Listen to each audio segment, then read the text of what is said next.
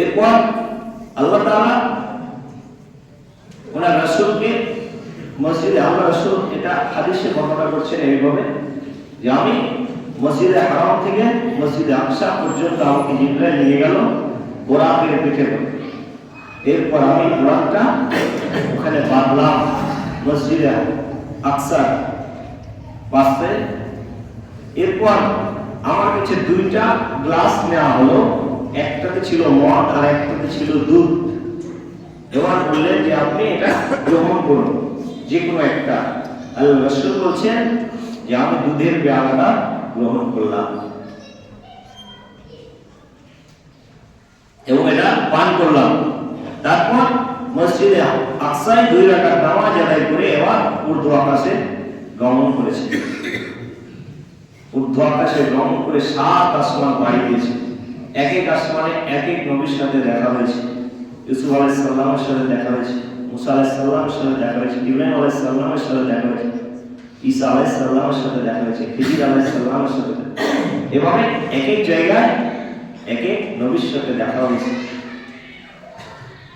এবার আল্লাহ রাসূল যখন সরাসরি আল্লাহর সাথে কথা বলবেন এইরকম একটা নির্দিষ্ট জায়গায়, আল্লাযী বারাকনা হাওলাহু লিনুরিয়াহু মিন আয়াতিনা, আল্লাহ তাআলা তার নিদর্শনগুলো তাকে দেখিয়েছেন নিজের চোখে। এখন বিষয় হচ্ছে যে আল্লাহ তো কি সব জায়গায়, পুরো পৃথিবী বিরাজমান, সবকিছু দেখেন।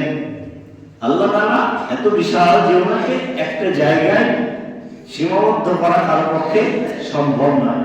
কিন্তু বান্দা অক্ষমতার কারণে আল্লাহ একটা নির্দিষ্ট জায়গায় আল্লাহ রাসূলকে কথা বলেছে। আল্লাহ রাসূল এখানে বলছেন যে আল্লাহ তাআলার পক্ষ থেকে তাকে সবকিছু দেখানো হয়েছে। যে সুদখোরদের যে অবস্থা, এরকম একটা হাদিস বর্ণিত আছে। আল্লাহ রাসূল যেতে দেখলেন যে এক জায়গায় একটা রক্তের নদী বয়ে যাচ্ছে। এই নদীর মধ্য থেকে একজন লোক খুব সাঁতরাচ্ছে আর আসছে, কাছে আসছে। যখনই ধারে আসছে তাকে বিরাট একটা পাথর দিয়ে মারা হচ্ছে, আবার মাঝখানে চলে যাচ্ছে, আবার সাঁতরাতে সাঁতরাতে চলে আসছে, আবার মারা হচ্ছে। এইভাবে বারবার তার সাথে এই ঘটনা ঘটতে আছে। এবার জিবরাইল আলাইহিস সালাম আল্লাহ রাসূল বলছেন যে এরা কারা। আবার আল্লাহ রাসূলকে বলা হলো সামনে এগিয়ে চলো। দেখছেন যে একটা লোকের মাথায় একটা পাথরের বাড়ি মারা হচ্ছে, মাথাটা চূর্ণ বিচূর্ণ হয়ে যাচ্ছে, পাথরটা গড়ে দূরে চলে যাচ্ছে। আবার ওই পাথরটা নিয়ে আসা হচ্ছে, আবার মাথাটা ঠিক হয়ে যাচ্ছে। এইভাবে চলতে আছে। এরা কারা? আল্লাহ রাসূল বলছেন সামনে চলো। এইভাবে দেখছেন যে একটা লোকের গাল এদিক দিয়ে ফাড়া হচ্ছে, আবার এদিক পারতে পারতে এদিক ঠিক হয়ে যাচ্ছে। এইভাবে শাস্তি দেওয়া হচ্ছে। এক একজনকে এক একভাবে জিজ্ঞেস করছেন এরা কারা। শেষে জিবরাইল আলাইহিস সালাম বলছেন যাদেরকে দেখলেন রক্তের নদীতে সাঁতার কাটছে, কাটতে কাটতে আবার কাছে আসছে, পাথর দিয়ে মারা হচ্ছে, এরা হচ্ছে সুদখোর। দুনিয়া জীবনে তারা সুদের সাথে জড়িত থাকতো, এই জন্য তাদেরকে এইভাবে শাস্তি দেওয়া হচ্ছে, কিয়ামত পর্যন্ত এইভাবে চলবে। তারপরে মাথায় পাথর দিয়ে মারা হচ্ছে। এরা কারা?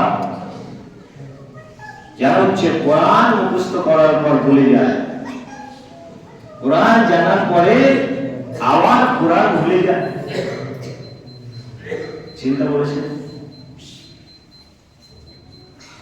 আবার চোয়াল ফেলে দেওয়া হচ্ছে যারা এলেম অর্জন করতো কিন্তু আমল